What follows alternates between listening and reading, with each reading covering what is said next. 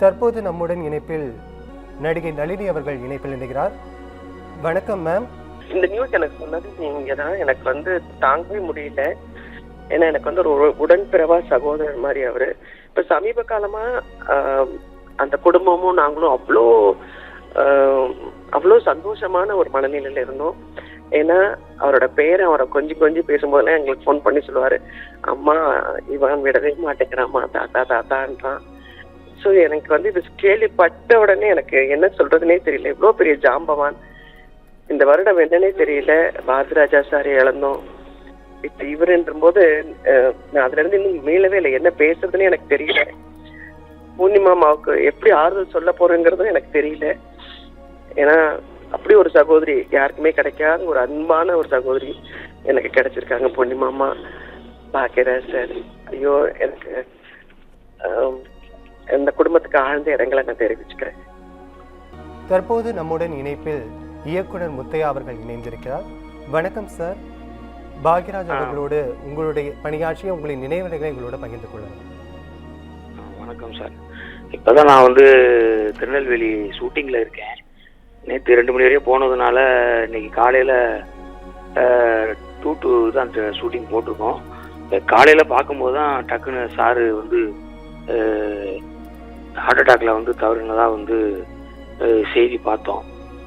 பார்த்தோன்னே பயங்கர ஷாக் ஆயிடுச்சு.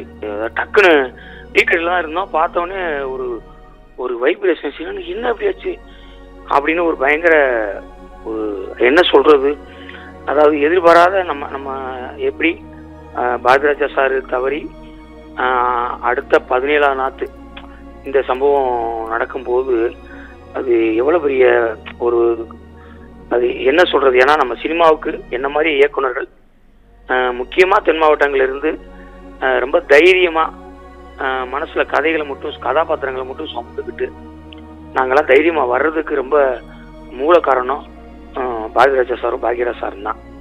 ஏன்னா அவங்க எடுத்தது எல்லாமே எளிய மனிதர்களை பற்றி தான். அப்படி நாங்கள் இன்னைக்கு வந்து இந்த சினிமாவில் வந்து நம்ம ஆசைப்பட்டதை இயக்குனராகி அவங்க கூடயும் சேர்ந்து பணியாற்றுங்கிற ஒரு மிகப்பெரிய கொடுப்பனை கிடைச்சிச்சு. ஏன்னா இப்போ முந்தான முடிச்சு படம்லாம் பார்க்கும்போது அதெல்லாம் எங்கள் ஊரில் வந்து கிட்டத்தட்ட 60 நாள் ஓடிச்சு எங்கள் ஸ்ரீவில்லிபுத்தூரில். அப்பயே அது 60 நாள் ரொம்ப இத்தனைக்கும் 1 வருஷம் கழிச்சு வந்து 60 நாள் ஓடின மிகப்பெரிய படம். இப்படி அவருடைய ஒவ்வொரு படங்களுமே நம்மளுக்கு ஒரு என்ன மாதிரி இயக்குனர்களுக்கு பெரிய சூத்திரம். எப்படி ஒரு அல்ஜிப்ரா வந்து ஒரு கணக்கில் வந்து ஒரு சூத்திரமாக இருக்குதோ, அது மாதிரி உதவி இயக்குனர்கள் இயக்குனர்களாகி வெற்றி பெற்றவர்கள் மறுபடியும் வெற்றி பெறுவதற்கு வந்து பாக்யராஜ் சார் மாதிரியா அவருடைய திரைக்கதையும் அவருடைய படங்களும் அவருடைய வசனங்களும் அவருடைய அந்த எளிமையான வசனமும் அதுக்கப்புறம் வந்து அதை எவ்வளவு காமெடியாக கொண்டுட்டு போய் எமோஷனலாக முடிக்கிறது, எமோஷனலாக ஆரம்பிச்சுட்டு போய் காமெடியாக முடிக்கிறது அப்படிங்கிறதெல்லாம் நாங்கள் சாரை கற்றுக்கிட்டு வந்தோம். அதாவது மண் சார்ந்து அதே மாதிரியா மக்கள் சார்ந்து நாங்கள் என்ன போல இயக்குனர்கள் கற்றுக்கிறதுக்கு ரொம்ப முன்னோடியானவங்க பாரதிராஜா சாரும் பாக்யராஜ் சாரும். அதில் அவங்க 2 பேரும் குருவும் சிஷியனும் போல இருந்தது ரொம்ப ஒரு இது. அந்த திரையுலகத்தில் நம்மளும் ஒரு இயக்குனராக போய் ஜெயிச்சு இப்போ பாக்யராஜ் சார் கூட நான் எனக்கு ரொம்ப நாளாக ஒர்க் பண்ணணும்னு ஆசை. அதை வந்து காதல் பாஷா என்ற முத்துராமலிங்கத்தில் வந்து ஒரு கோடாங்கி கேரக்டர், பெரிய கோடாங்கி கேரக்டர் கொடுத்து அவர் கூட நான் ஒர்க் பண்ணுற வாய்ப்பு எனக்கு ஒரு பாக்கியம் கிடைச்சிச்சு. பாக்யராஜ் சார் கூட வேலை பார்த்தது எனக்கு ஒரு பெரிய பாக்கியமாக தான் நான் நினைக்கிறேன். ஏன்னா நாங்கள்லாம் வந்து அங்கே ஊரில் இருக்கிறப்போ அவங்க தான் எங்களுக்கு ஜாம்பவான்கள். ஸோ அவருடைய இழப்பு இன்னைக்கு வந்து ரொம்ப அது என்ன சொல்றதுன்னா ஒரு மாதிரி பதட்டமாகவே இருக்குது. ஏன்னா 2 மணிக்கு ஷூட்டிங்னு போட்டிருக்கோம். பட் அது ஒரு மாதிரியாக இருக்குது. என்னன்னா எவ்வளோ பெரிய முன்னோடிகள் அவங்க 2 பேருமே அடுத்தடுத்து இழப்பு வந்து தமிழ் சினிமாவுக்கும் சரி எங்களை மாதிரி இயக்குநர்களுக்கும் சரி மிகப்பெரிய இழப்பாக இருக்குது.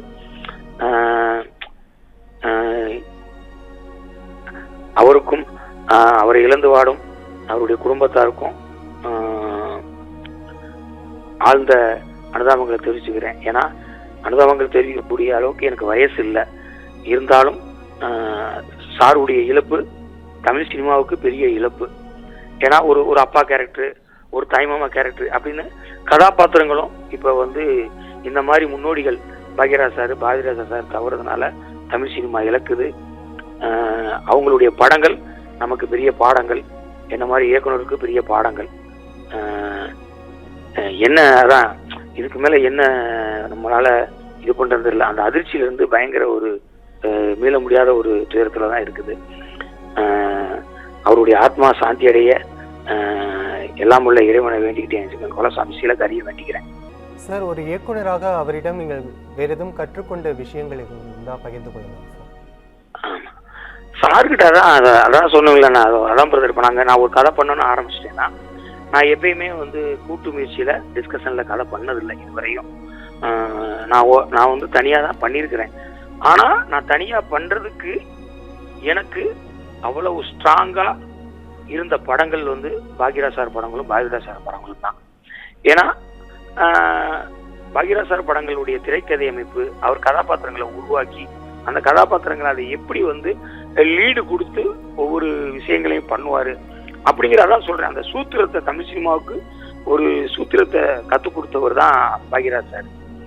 ஏன்னா கேஎஸ் கோபாலகிருஷ்ணன் சார் எப்படி வந்து ஒரு மிகப்பெரிய ஒரு ஃபேமிலிகளுக்குள்ள ஒரு எமோஷ்னலாக எடுத்துக்கிட்டு இருந்தாரோ அதை அப்படியே வந்து எளிமையாக அதை வந்து அதாவது எளியவங்களுக்கும் புரியும்படியா காமெடியா அதுக்குள்ள வந்து ரொம்ப இன்னரா போகக்கூடிய விஷயங்களை அழகா பண்ணவர்.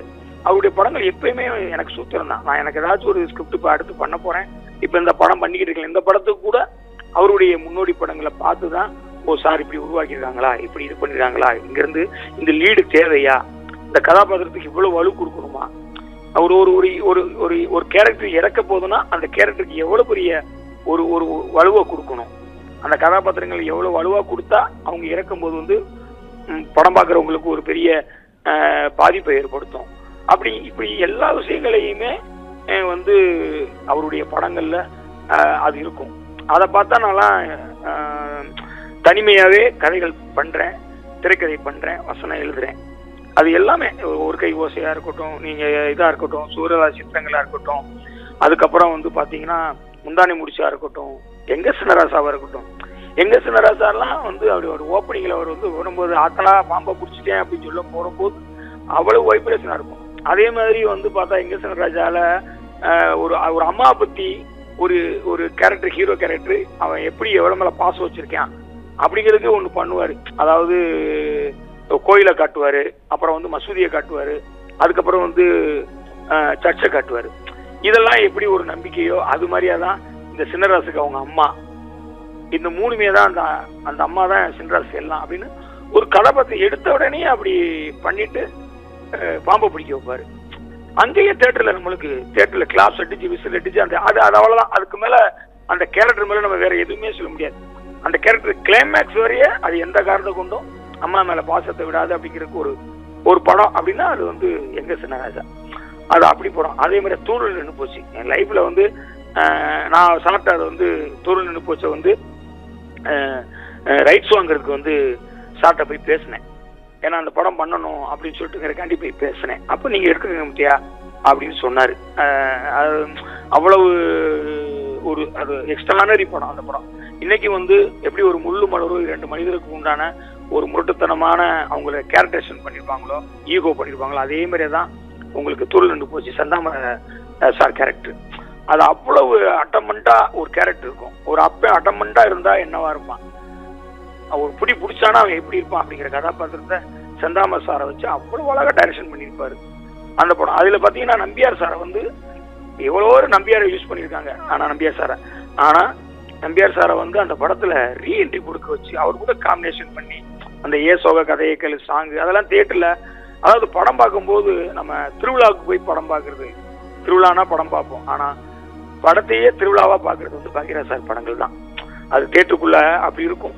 எல்லாரும் திருவிழானா படம் போய் பார்ப்பாங்க, லீவு அப்படின்னு சொல்லிட்டு பார்ப்பாங்க. அப்படி இல்லை, பாக்யராஜ் சார் படங்கனாலே தியேட்டர் திருவிழாவா இருக்கும். அந்த அளவுக்கு மக்கள் வந்து சந்தோஷமா, அதாவது அது மனசை எல்லாத்தையும் விட்டுட்டு வெளியே சந்தோஷம் சிரிச்சுட்டே வருவாங்க. படம் விட்டு வரும்போது பார்த்தா வெளியே வந்து பார்த்தா நின்று பார்த்தா எல்லாரும் சிரிச்சுட்டே வருவாங்க. அந்த கிளைமேக்ஸ் எல்லாம் முடிக்கிறது, ஒரு ஓப்பனிங் ஆரம்பிக்கிறது, அப்புறம் இந்த சுந்தரகாண்டத்துல எல்லாம் பாத்தீங்கன்னா அந்த இந்த சீன் பாத்தீங்கன்னா அவரு அந்த ரைட்டிங், அவருடைய டைரக்ஷன், கதை திரைக்கதை வசனம், டைரக்ஷன் பாக்யராஜ் அப்படின்னு போடும்போது பார்த்தீங்கன்னா அது ரொம்ப முக்கியமான இருக்கும். அதெல்லாம் ரொம்ப ரொம்ப நம்மளுக்கு எல்லாம எக்ஸாம்பிள் கொடுத்துருவாரு. அவர் குருநாதர்கிட்ட இருந்து அவர் பாக்யராஜ் சார் இருந்து பாக்யராஜ் வேறு விதமா அதை நம்மளுக்கு காட்டினாரு. இப்படி சொல்லிட்டே போகலாம். இந்த 2 ஜாம்பவான்களை பத்தி நம்ம அது வந்து அதை காலம் கடந்து அவர்களுடைய பேரு, அவர்களுடைய படைப்புகள், அவங்களுடைய அந்த பாப்பா, அதாவது தமிழ் சினிமாவில் அந்த பாபா அந்த இவங்களை 2 தவிர பாக்யராஜ் சார், பாக்யராஜ் இவங்க 2 பேரை தவிர நம்ம ஒரு தமிழ் சினிமாவுக்கு ஒரு மிகப்பெரிய இலக்கணமாகவும் உதாரணமாகவும் சூத்திரமாகவும் படங்கள் வந்து இனிமே எந்த இயக்குனரும் அந்த இடத்த ஃபுல் பண்ண முடியாது. ஆனால் அவங்க ஒரு பாடத்தை நடத்திட்டு போயிருக்காங்க. அந்த பாடம் நமக்கு மிகப்பெரிய ஒரு ஒரு படிப்பினையை கொடுக்கும். ஒரு பெரிய நல்ல படங்கள் எடுக்கிறதுக்கு நம்மளுக்கு முன்னோடியா அவங்களுடைய படைப்புகள் இருக்கும். அப்புறம் அவர் கூட அந்த படம் நான் இப்போ வேலை பார்க்கும்போது அவர் வந்து அதை நாங்கள் ரொம்ப சொல்லுவார். இந்த சீனெல்லாம் சொல்லும் போது அவர் அந்த படத்தை பற்றி அவ்வளவு ஆக்சுவலி காதர் பாஷா மேல அவர் வந்து கிளைக்கதை ரொம்ப அழகா அங்கங்க திரைக்கதையில இவ்வளவு கதையில நான் ஒரே கதையை ஒன்று போல சொல்லுவேன், ஆனா நீ ஒரு 3 கதைக்குள்ள இந்த ஒரே லைனை கொண்டு வந்து ஃபிக்ஸ் பண்ற கேரக்டர்ஸ் கிளைக்கதைகள் நிறைய பண்ணிருக்கீங்க, நல்லா இருக்கு முத்தியா அப்படின்னு சொன்னாரு. அது வந்து அவர் கூட வேலை பார்த்தது இல்லை, அவர் கூட இருந்து போட்டோ எடுக்கிறதே பாக்கியம். ஆனா அவர் கூட ஒரு படம் எடுத்ததுங்கிறது மிகப்பெரிய பாக்கியமா நான் நினைக்கிறேன். நடிகரும் இயக்குனருமான ரவி மரியா அவர்கள் இணைப்பில் இணைந்திருக்கிறார். அவருடன் தற்போது பேசலாம். வணக்கம் சார். நடிகரும் இயக்குனருமான பாக்யராஜ் அவர்களோடு பணியாற்றிய உங்களோட நினைவலைகளை எங்களோட பகிர்ந்து கொள்ளும். ஆக்சுவலா சார், ஒரு திரையில் வந்து நான் அவரோட சேர்ந்து பணியாற்றல, பட் சங்கங்கள்ல எழுத்தாளர் சங்கத்துல ஒரு தலைவராக இருந்தார், நான் துணை தலைவராக இருந்தேன். கிட்டத்தட்ட ஒரு 3 ஆண்டு காலம் அவருடைய பயணிக்கக்கூடிய ஒரு இனிமையான ஒரு சந்தர்ப்பம் எனக்கு அமைஞ்சது. சங்கத்துல பயணிக்கும் போது கூட அவரை நான் எப்படி பார்ப்பேன்னா, அவர் எல்லா மேடையிலுமே திரைக்கதை மன்னன், திரைக்கதை திலகம்னு சொல்லுவாங்க. அதுக்கு அப்படியே பொருந்தக்கூடிய ஒரு இயக்குனராக அவர் இருந்தார். அவருடைய ஆரம்பகால படங்கள் பார்த்தீங்கன்னா புதிய வார்ப்புகள், பொய் சாட்சி, ஒருகை ஓசை, அதுக்கப்புறம் வந்து நம்ம கன்னி பருவத்திலே, மௌன கீதங்கள், முந்தானை முடிச்சு, அந்த நாட்கள், 6வது 6 இது நம்மால, வேட்டியம் அடிச்சுக்கிட்டு, எங்க சின்னதாசா, தாசுக்குட்டி, இப்படி எந்த படம் பார்த்தாலும் அது ஒரு 2.5 மணி நேரம் ஸ்கிரீன் பிளேயால கட்டி போட முடியும். ஆடியன்ஸை இந்த பக்கம் அந்த பக்கமா திருப்பாம இருக்க முடியும். தொடர்ந்து கை தட்டிட்டே இருக்க முடியும். அப்படிங்கிற ஒரு சூழ்நிலையை ஸ்கிரீன் பிளேல ஏற்படுத்துற ஒரு மிகப்பெரிய சாதனையாளர் பாக்யராஜ் சார். ரொம்ப அமைதியா இருப்பாரு, அவ்வளவு சீக்கிரம் அவருக்கு கோபம் வராது, ரொம்ப நட்போட பழகுவாரு. எனக்கு ரொம்ப வருத்தமே என்னன்னா, கடைசியை நான் ஹீரோ நடிச்ச மக்கள் தலைவர் படத்துக்கு சீஃப் கெஸ்டா வந்து இதை மனசார வாழ்த்தினாரு. எனக்கு இப்பதான் அது நடந்து முடிஞ்சது. இப்பதான் பார்த்த மாதிரி இருக்கு, நேத்தான் பார்த்த மாதிரி இருக்கு. அதுக்குள்ள அவர் இறந்தாங்கிறது எவ்வளவு ஒரு, இன்னைக்கு அவர் வந்து சினிமா இயக்கலைன்னா கூட இன்னைக்கு பல இயக்குநர்கள் போய் அவங்களுடைய கதையை சொல்லி இதுக்கு எப்படி சார் பண்ணலாம், இந்த ஸ்கிரீன் பிளே கரெக்டா, இந்த ஸ்கிரீன் பிளே டெம்போ இருக்கா அப்படின்னு இன்னைக்கு அவரை போய் ஆலோசனை கேட்கிற அளவுக்கு தான் இன்னைக்கு அவருடைய செயல்பாடு இருக்கு, அவருடைய கற்பனை திறன் இருக்கு. உண்மையிலேயே சினிமாவுக்கு வந்து ஒரு மிகப்பெரிய இழப்பு சார். ஏன்னா இப்பதான் சமீபத்தில் பாரதிராஜா சார் இறந்தாங்க. இப்போ அவருடைய சிஷியனான பாக்யராஜ் சார் இறந்தாங்கும் போது ஒவ்வொரு ஆளா இழந்துகிட்டே இருக்கும். தமிழ் சினிமாவுடைய பொக்கிஷங்களை எல்லாம் ஒவ்வொரு ஆளா இழந்துட்டு இருக்கும். உண்மையிலேயே மனசு ரொம்ப வருத்தமா இருக்கு. எனக்கு பர்டிகுலரா என்ன வருத்தம்னா, நம்ம ஃபங்க்ஷனுக்கு வந்து நம்மளை வாழ்த்துட்டு போனார், இப்பதான் வாழ்த்துட்டு போனாரு. என்னோட பொண்ணு கல்யாணத்துக்கு வர முடியலன்னு சொல்லிட்டு வீட்டுக்கு வந்து ஒரு புடவை பிரசன்ட் வாழ்த்துட்டு போனாரு. ஒரு நல்ல மனம் படைத்த ஒரு நல்ல இயக்குனர், நல்ல திரைக்கதை ஆசிரியர், பாக்கியாங்கிற இதில் வெற்றிகரமா நடத்தியவர். எம்ஜிஆர் கையில வந்து என்னுடைய வாரிசுன்னு அவர் வாயிலே புகழ வச்சவர். இப்படி பல புகழுக்கு சொந்தக்காரர். நம்மளை விட்டு போனது மிகப்பெரிய அதிர்ச்சி. எனக்கு மட்டும் இல்ல, இன்னைக்கு வந்து இந்த இறப்பு செய்தி கேட்டு அதிர்ச்சி அடையாதவங்க யாருமே இருக்க முடியாது. அந்த அளவுக்கு வந்து பாக்யராஜ் சார் எல்லாருடைய ரசிகருடைய மனசையும் கொள்ளை கொண்டிருக்காங்க. அவருடைய ஆன்மா சாந்தியடைய எல்லாமே இறைவன் வேண்டியது சார். சார், நீங்கள் ஆல்ரெடி இப்போ ரீசெண்டாக கூட நிறைய ஆடியோ ஃபங்க்ஷன்ஸில் கூட அவரோட நீங்கள் மேடையை பகிர்ந்துக்கிட்டீங்க. அந்த வகையில் சமீபத்தில் நீங்கள் மக்கள் தலைவாங்கிற பட ஆடியோ ரிலீஸில் வந்து பாக்யராஜ் சார் பற்றி ரொம்ப பெருமையாக பேசியிருந்தீங்க. அது பற்றி ஏதேனும் நினைவலைகளை எங்களோட பகிர்ந்து கொள்ள முடியுமா? அவரு தான் ஒன்று சொன்னார் சார். ஆக்சுவலாக வந்து செல்லுமணிலேருந்து ஆர்கே செல்லுமணிலேருந்து எல்லாருமே ரவிமரியை பற்றி ரொம்ப உயர்வாக சொன்னாங்க. நான் அவர்கிட்ட நெருங்கி பழகக்கூடிய வாய்ப்பு எனக்கு கிடைக்கல. சங்கங்கள் மட்டும் தான் நாங்கள் வந்து பழகியிருக்கோம். ரவிமரியோட ஒரிஜினல் கேரக்டர், உண்மையான கேரக்டர் எனக்கு அவ்வளோவா தெரியாது. ஆனால் இப்போ எல்லாரும் புகழும் போது எனக்கு ஒன்று ஞாபகம் வருது. என்ன ஞாபகம் வருதுன்னா, எல்லா பூவுடைய வாசமும் வந்து காற்று பயணிக்கிற திசையில தான் பயணிக்கும். ஆனால் ஒரே ஒரு பூவுடைய வாசம் மட்டும் தான் எதிர்காற்றுலையும் பயணிக்கும். அது ரவிமரியா அந்த அளவுக்கு வந்து ரொம்ப நல்ல பேர் எடுத்திருக்காரு எல்லாத்தையும் அப்படிங்கிற மாதிரி அவர் புகழ்ந்தாரு. ஏன்னா பாக்கியராஜ் சார் இவ்வளவு பெருமையா எல்லாருக்கும் என்ன புகழ்ந்தது வந்து ரொம்ப சந்தோஷமா இருந்துச்சு. அன்னைக்கு என்னுடைய காலையில ஆக்சுவலா வந்து அன்னைக்கு அவர் வரப்படியா சூழ்நிலை இருந்தாலும் எனக்காக வந்து வந்தார் சார். வந்து கடைசியில அந்த ஃபங்க்ஷன்ல பல பேர் கூட பாயில போயிட்டாங்க. அவர் எண்ணில் பேச வைக்கணும், இறுதியில் அவரை தான் பேச வைக்கணும்னு சொல்லிட்டு அவர் கடைசி வரைக்கும் இருக்க வச்சேன். 2.5 மணி நேரம் மேடையில் உட்காந்து எங்களுக்காக வெயிட் பண்ணார். உண்மையிலேயே மனசு ரொம்ப சங்கடமா இருக்கு சார். தற்போது நம்முடன் இணைப்பில் கௌதம் ராஜ் இயக்குனர் அவர்கள் இணைப்பில் இணைக்கிறார். வணக்கம் சார். வணக்கம் சார். பாக்யராஜ் சார் அவங்களோட பணியாற்றிய உங்களோட நினைவலைகளை எங்களோட பகிர்ந்துக்கணும். பாக்யராஜ் சார் வந்து எங்களோட ரைட்டர்ஸ் யூனியனோட தலைவர். ரைட்டர்ஸ் யூனியன்ல தான் நான் அவரோட நிறைய இன்ட்ராக்ட் பண்ற சான்சஸ்லாம் கிடைச்சது. ஆனா என்னன்னா, காலையில எழுந்த நியூஸை பார்க்கும்போது அவ்வளோ பெரிய ஷாக்கா இருக்கு. ஏன்னா சில மரணங்களை வந்து மனசு வந்து தேத்திக்க முடியும். ஏன்னா ஒரு வயசு வந்துருச்சு, அவங்களால செயல்படாத ஒரு சூழல் இருந்தாங்க அப்படின்னு அவங்களெல்லாம் நம்மளால மனசை தேத்திக்க முடியும். ஆனா இப்ப வரைக்கும் நான் போன வாரம் வந்து எங்களுக்கான அந்த சிறப்பு ஒரு பொதுக்கூட்டம் மாதிரி நடந்தது. பொதுக்குழு அப்போ கூட வந்திருந்தாரு. அவ்வளோ ஆக்டிவா அடுத்தடுத்து என்ன பண்ணணுங்கிறத தெளிவா தொடர்ச்சியா சொல்லிக்கிட்டே இருக்காரு. எலெக்ஷன் வேற இருக்கு ஒரு வாரத்துக்கு, அதுக்கு அவர் தயாராகிட்டும் இருந்தாரு. அப்படி மனசை ஏத்துக்க மாட்டேது. ஏன்னா அதுவும் அவர் வந்து நிறைய பேர் அதை பத்தி சொல்லியிருப்பாங்க. ஒரு இயக்குனரா அவர் உருவாக்குன தமிழ் சினிமால உருவாக்குன அவருடைய பாதிப்புகள் எல்லாம் மிக மிக நிறைய, அது உங்க எல்லாருக்குமே தெரிஞ்சிருக்கும். அதை தாண்டி இங்க திரைத்துறைக்குள்ள வந்து ஒரு எல்லாருக்குமான ஒரு வடிகர செயல்படுத்துல பாக்யராஜ் ரொம்ப ரொம்ப முக்கியமானவர். அவர் சமீப காலங்கள்ல வந்து அவரு ரைட்டர்ஸ் எழுத்தாளர் சங்கத்துடைய தலைவராக வந்த பிறகு இந்த கதை திருட்டு சார்ந்த விஷயங்கள் எல்லாம் அவருடைய செயல்பாடு வந்து அவ்வளவு அதிகம். ஏன்னா யாராவது ஒருத்தனா இங்கேருந்து ஒருத்தவங்க பெரிய டைரக்டர்ஸோ வேற யாரோ படம் எடுத்துட்டாங்கன்னா கூட இவர் அதை பத்தி பயப்படவே மாட்டார். அந்த கதை அந்த படம் என்னுடைய கதை தான் யாராவது ஒருத்தவங்க யூனியன்ல இருந்து ரெஜிஸ்டர் பண்ண கதையா இருந்தா அவர் முழுசா அந்த கதையை படிச்சுட்டு ஒரு ஏதோ ஒரு நாட்டு கூட ஈக்குவலா இருந்தா கூட உடனடியாக அதுக்கு நடவடிக்கை எடுப்பார். அதுக்கு நிறைய படங்கள் இப்ப சமீபத்து படங்கள்லாம் உதாரணம். அந்த பெரிய பெரிய டைரக்டர்ஸ் எல்லாம் சண்டை போட்டு அந்த பர்டிகுலர் அசிஸ்டன்ட் டைரக்டருக்கோ அந்த பர்டிகுலர் ரைட்டருக்கோ அதுக்கு வந்து ஒரு காம்பன்சேஷன் வாங்கி கொடுத்து அவங்களுக்கு அதுக்கான ஒரு பேரையும் போட வச்சு ஒரு சாதாரணமா இல்லை, அது ஒரு விலை வந்து அவங்க இயக்குனராக ஈக்குவலான ஒரு அமௌண்ட் கூட வாங்கி கொடுத்துருந்தாங்க. என்னன்னா இந்த எழுத்தாளர் சங்கத்தை பாதுகாக்கலாம் அவ்வளோ பெரிய வேலை செஞ்சார். தன்னை வந்து ஏன்னா ஒரு இயக்குனரா மட்டுமே இல்லாம ஒரு தலைமைத்துவம் கொண்ட ஒருத்தராகவும் சமீபத்தில் நிரூபிச்சுக்கிட்டே வந்தார். ஏன்னா நம்ம ஆரம்பத்திலேயே நான் அதை சொன்னேன், சில விஷயங்களை சில மரணங்களை ஏற்றுக்க முடியும். ஏன்னா அது ஏற்றுக்க முடியும்னா நான் சொல்றது என்னன்னா, ஓகே அவங்க வந்து கஷ்டம் இல்லாம ஓகே நல்ல கரெக்டா அவங்க வாழ்ந்திருக்காங்க, வாழ்ந்து முடிச்சுட்டு ஒரு இடத்துல செயல்பட முடியாம மரணம் அடைஞ்சிட்டாங்க. ஆனா அப்படி இல்லை. பாக்யராஜ் ஐயாங்கிறவரோட நம்ம எல்லாருக்கூடையும் இன்னைக்கு இன்ட்ராக்ட் பண்ணிக்கிட்டே ஒவ்வொரு மேடைகளையும் தோன்றிக்கிட்டே எல்லாருக்கும் தேவையான கருத்துக்களை சொல்லிக்கிட்டே இன்னும் கண்டினியூவா இருந்துகிட்டே இருந்தவர். அவருடைய செயல்பாடுகள் தொடர்ச்சியா இருந்தவர். உண்மையில ஏத்துக்கவே முடியல, மனசு சுத்தமாவே ஏத்துக்க முடியல. வந்து இதை எப்படி சொல்லி யாரை வந்து சமாதானப்படுத்துறதுன்னு எனக்கு தெரியல. ஏன்னா என்னுடைய ராக்கி பண்ணும் பொழுது எனக்கு அவங்க வைஃப் பூர்ணிமாமா தான் வந்து எனக்கு நடிச்சிருந்தாங்க. ரொம்ப நாளைக்கு அப்புறம் அவங்கள நடிக்க வச்சிருந்தேன். அப்போ கதை சொல்ல போவாங்க வாரைக்கு போது கூட அவங்க வீட்டுல வச்சு தான் நான் சந்திச்சேன். அவரு பாக்யராஜ் சாரையும் சந்திச்சேன். படம் வந்த பிறகு எனக்கு அவ்வளோ பாராட்டினார். ரொம்ப நல்லா டைரக்ட் பண்ணியிருக்கிறேன்.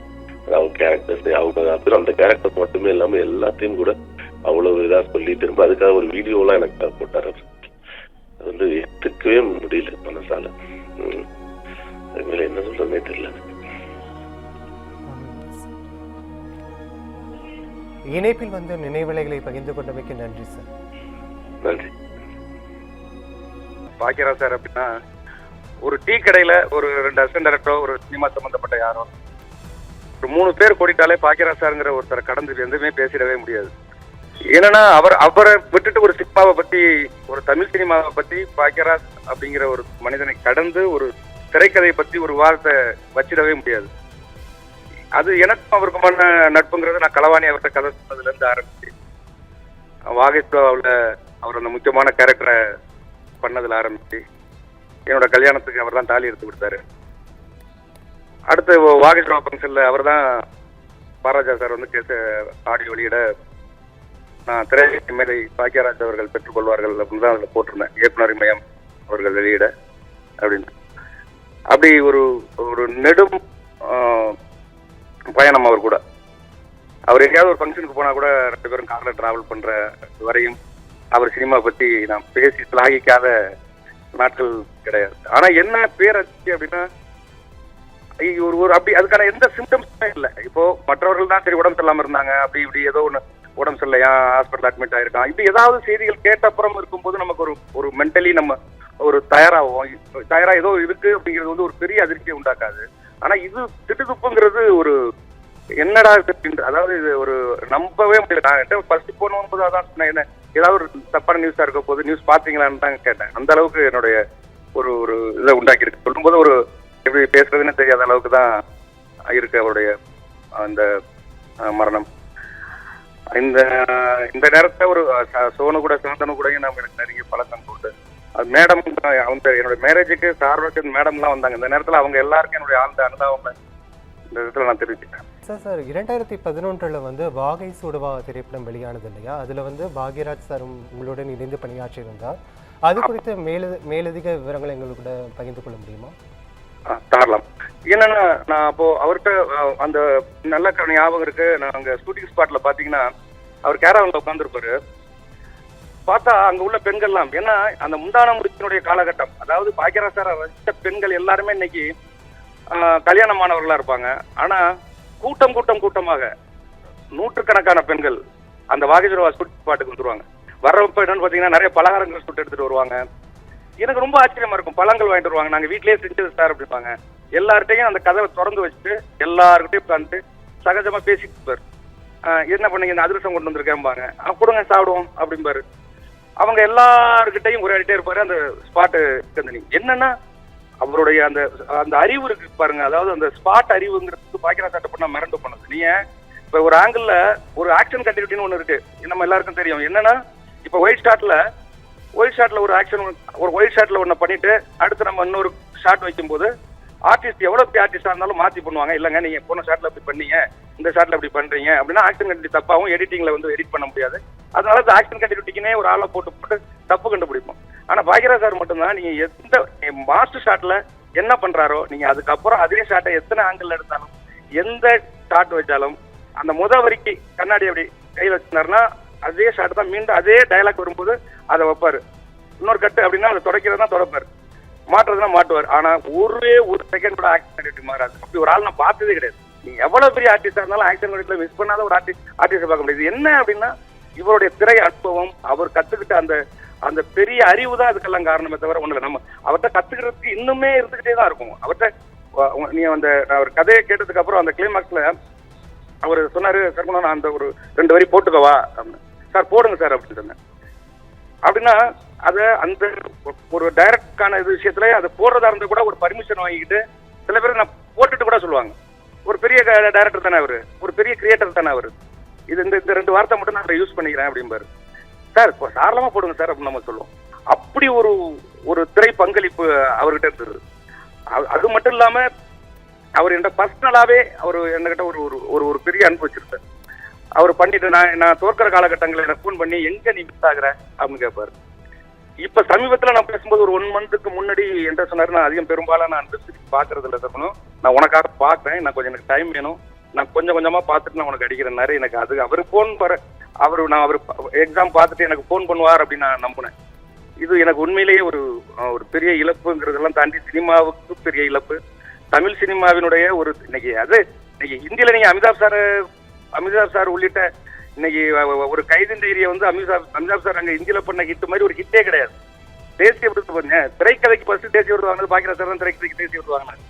அப்படி அத்தனை பங்களிப்பையும் தமிழ் சினிமாவுக்கு கொடுத்தவர். இன்னைக்கு இவர் ஆஸ்கர் ரவிச்சந்திரன் சார் என்று தர சொன்னாரு. அதாவது முந்தான முடிச்சுக்கு கமலா தேட்டர்ல படம் பார்க்க வந்த கூட்டம் கமலா தேட்டர்ல இருந்து அப்படியே அப்படி நின்று வேடிக்கை பார்த்தாக்கா, சாரி ஏவிஎம்ல இருந்த கூட்டத்துக்கு கமலா தேட்டர்ல பிளாட்ல டிக்கெட் வித்தது வந்து முந்தான முடிச்சு மட்டும்தான் சொல்லுவாங்க. இன்னைக்குமே உதவி இயக்குநர்கள் அத்தனை பேரும் முன்னுதாரணமா சொல்றது, நீ ஒரு திரைக்கதையை பத்தி பேசணும்னா என்ன சொல்லுவாங்க, நீ முதல்ல முந்தான முடிச்சு பாரு அப்படிம்பாங்க.